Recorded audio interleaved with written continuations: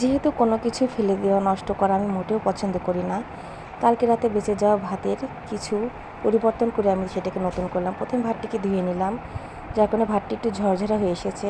ভাতটা অনেকটাই দলা পাকিয়েছিল। এবারে আমি সেখানে দিয়ে দেবো কিছুটা মসুর ডাল।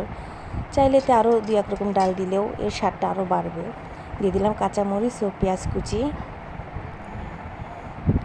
লবণ দিলাম স্বাদ মতো, দিয়ে দিলাম হলুদ,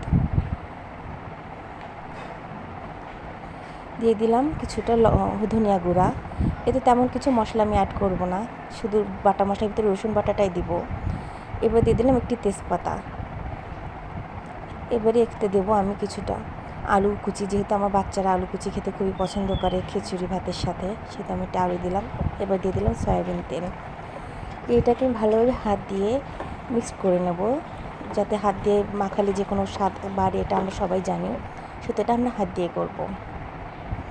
এটাকে আমি এবারে রাইস কুকারে না প্রেশার কুকারে রান্নবো, তাই প্রেশার কুকারে দিয়ে দিলাম এবং এতে দিয়ে দিলাম আমি আমার হাতে তোলা আমের আচার, যেটা এর স্বাদকে আরও বেশি সুন্দর করবে আর মজাদার হয়ে যাবে। বাচ্চারা খেতে খুবই পছন্দ করে আমার এই খিচুড়ি ভাতটা।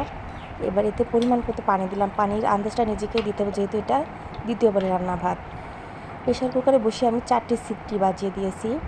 4টি সিটি দেওয়ার পরে এই ভাতটা আমার কমপ্লিট হয়ে গেছে। আর এই হলো আমার খিচুড়ি ভাত, যা আমার বাচ্চারা খুব মজা করেই খেয়ে নিয়েছে, তাই ভাতটা আমার নষ্ট হয়নি, আমিও খেয়েছি।